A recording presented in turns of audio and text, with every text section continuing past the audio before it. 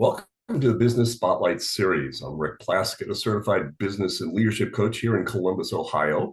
And today, my guest is Tiffany Meyer. She is the owner of Heights Insurance Agency. And we are going to talk with her about her business, the challenges, some of her best practices, and she's got some very unique approaches to a traditional type of business, and to share a peek into what it's really like to build and operate a business today. If this is your first time on the channel, be sure to hit the like and subscribe so you can get notifications on anything new that we drop in the future. Tiffany, welcome and thank you for being here today. Thanks, Rick. I'm really excited to be here and just excited to share how we're a little bit different than your average broker when it comes to health insurance for individuals and group policies.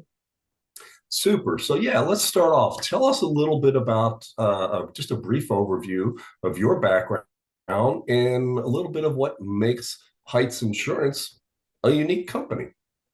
Yeah, so I think a lot of what drives me and providing the service that we do is that I was a single mom for a long time. I didn't understand health insurance at all. I went through hospital systems when, I had medical payments and stuff. So I have that, excuse me, experience that I can share with my clients. I originally was licensed in property and casualty, and then I moved over to health insurance. I wanted to still be able to help people, which is something that drives me, is always being kind to people. It's one of our core values as a company. And so that started in writing marketplace policies and talking to people that didn't think they could have insurance. They didn't know what marketplace was. It's also known as the Affordable Care Act, Obamacare, known by many different things.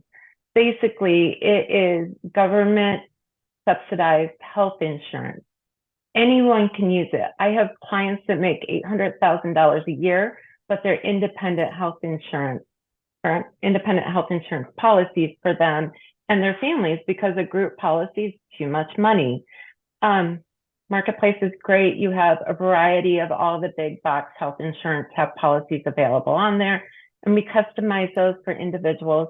We even work with small businesses in getting them health insurance where group insurance may be too cost prohibitive for them.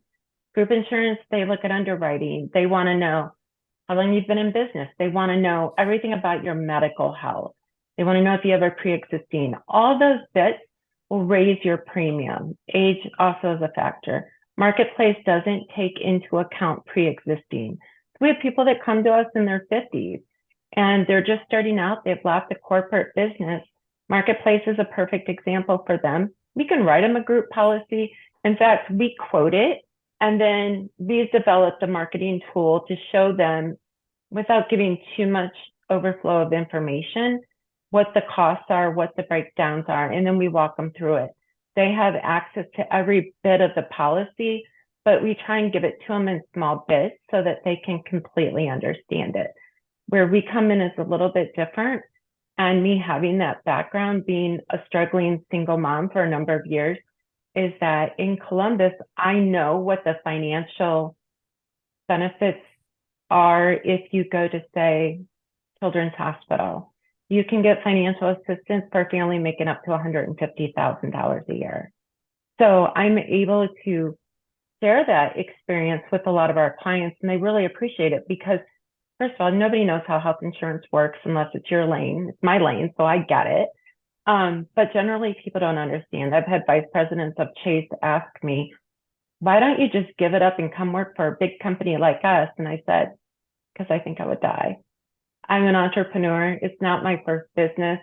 It's my first health insurance business, but it's not my first business. So I work with a lot of different businesses. I help connect them. It's one of the things I love to do. My clients come to me and they're like, oh, I'm having this problem. I need an accountant. I know a lot of accountants. I often refer the one I use because I think she's pretty awesome. So yeah, that's a little bit about us. We also write with all the MIWAs in the state of Ohio. So if you're like, oh, I want my chamber plan. Well, there's actually 4 different chamber plans. We can write with all of them. Plus we can write group policies with Aetna, any of the underwriters. Cigna, we can do everything. So we have a little bit more in our toolbox than most brokers do. And we do work with small businesses. We don't have that 15-person limit or 25 or 50-person limit, although we do work with Super, those too. super. Tiffany, to set the stage for the viewers, Mhm. tell us a little bit about what your role is with the company right now. Right now, I'm kind of the face of the company. I do a lot of marketing. I go out, I meet people, I connect people, but I also write policies. I do have somebody who helps me write policies on the back end. But if you want to meet with someone, you're going to meet with me. And that's my role. And sometimes, people come to me and they're like, your associate, he's great and everything, but I want to work with you. And that's fine. We cater to the customer. Goes back to the old fashioned customer service with modern day technology. So, That's super. That's super. So, in that role of being the face of the company, plus being the nurturing, caring mother for your clients, how would you break down the percentage of time that you're doing those roles of working in the business to working on the business, strategy, planning, goal setting for the future? How would you break that down out of yeah. 100%? So that's a great question, Rick. And any small business owner knows that it is a tightrope. I am a member of an entrepreneurial organization accelerator course.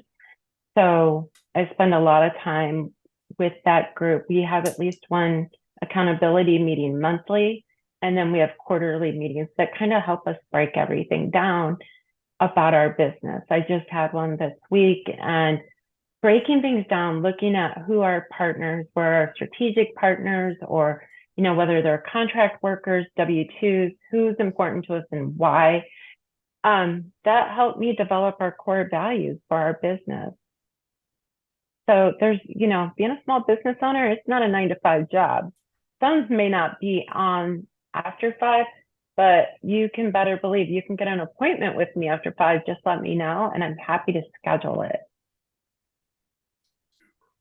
Now, staying with the strategic planning a little bit, when you and I talked last, you shared some incredible growth just this last year and some rather ambitious growth in the next coming year or so.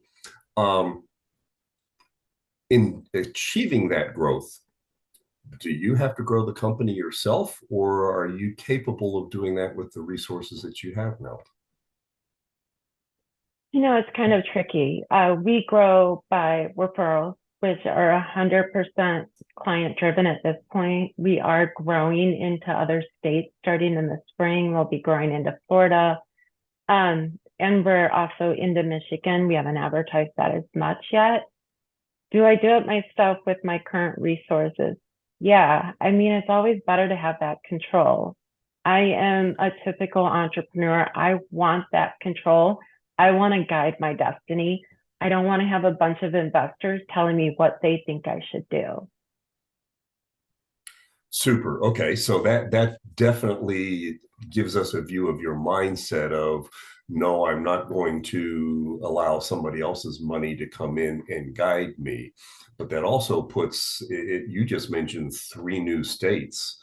And so moving from where you are right now to 3 new states, do you look at yourself in the mirror and say, with this growth, I now have to do 3 times the work? Yeah, but it's okay because I love it. I love helping people. One of our core values is be kind and never forget the unforgettable. So people that think that they don't have anywhere to turn, they call me and I can help them. Wonderful. And yet your mind would be blown if you were my client at the beginning of 2024. I had all of my clients, business owners, and I challenged them, in order for you to leverage and grow exponentially, you have to physically do less. And Yeah. they struggled with that for many, many, many weeks, sometimes months. before they finally understood that, that type of growth and that type of helping more people, success becomes a system, not a personality. The personality absolutely will get you until that personality is not capable of being there. Absolutely. And it's something that I have been mindful of since the day we opened, growing the company so it could scale successfully and be prosperous. I can't be everywhere at once. I have people that I trust that have direct lines to me anytime that they need it. They know that they can reach out to me. If our clients want to talk to me, that's the most important thing for me. But I also have great people that everyone's very comfortable speaking with. Super, super. So you've just shared, continue to look forward in this newer, greater, bigger version of Tiffany and your company. Um, what, how would you describe your approach to goal setting? Do you have many goals at one Yeah. time, or do you only focus on one, knock it down, and then go to the next? And what time frame are you looking at? I mean, you started out by sharing with me huge growth and then listing off 3, 4 different states that you're not in right now. That's again huge growth. So how do you collect that up into a goal setting type of process? Um, you know, I I don't know how to answer that, to be honest with you. I look at what I've done, I look at what's possible. Part of our growth is organic that we're looking at. Part of it is absorbing other books of business, health insurance, and those books can be very different. You know, a Medicare book, for example, doesn't require as much time. And a lot of times people don't even want to meet with you. So insurance is a great business to get into if you want to start a business because there's residual revenue. As long as you treat your customers well, you're honest and you're kind with them, they're going to trust you and they're going to want to stay with you and they're going to want all their friends to come with you, which is what we're experiencing. So, you know, you have to look at the business you have. You have to look at scalability. What do you need to scale that business? As an insurance broker, I really just need a laptop. Now, I have a few monitors and I have offices, but honestly, when I started out, I only had a laptop. I didn't have everything that I have now. And Mm-hmm. growth can happen organically. It can happen through marketing. It could happen by acquisition. The most important piece of growth is to have people that you can trust and that your clients feel that can trust them and they have the equipment they need to knock it out of the park. Super. Now, you've mentioned a team a number of times. Could you just, for the audience, describe your team, both real, in other words, employees, and your virtual team, if you will? Yeah. How are you structured? So I have one W-2 employee. So this last open enrollment, I said, you know, look at this is a stress test. We're going to get through this. And then after open enrollment, which for health insurance is January 15th for us, that's the busy times, October 15th to January 15th. After that stress test, we look at our systems, we look at what we need, we look at what we need to change, and we look at what we need to do to be prepared for next open enrollment. So that's kind of where we're at right now. No, we have, you know, we have business policies that renew during that time and we're still busy, but it's not 12-hour days, six, Right. 7 days a week. So yeah, every period you need to establish when you're busiest. What are you going to do? You need to be prepared for that, right? It's like going to the grocery store. You make a list. If you don't make a list and you just kind of wing it, you come home with a bunch of garbage, right? So you need to plan. You need to think about what does each line of business, for me, what kind of time does that take? Where are those customers? How do I find them? And then we also look, what are the best tools in our toolbox for our clients? We have clients. I had somebody today, they just wanted travel insurance. medical. I'm like, yeah, I can do that.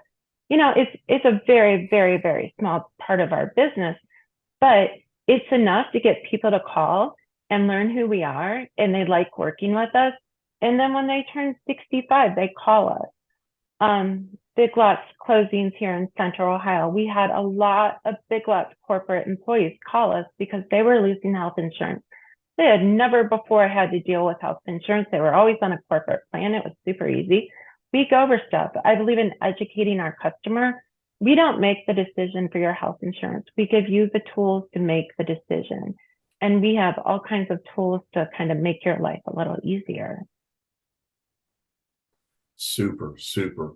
Well, listen, we have certainly covered a lot of ground Yeah. today in this conversation. And for those of you that are watching, I highly encourage you to save this and come back to it a few times because Tiffany's definitely given us some great nuggets of information here.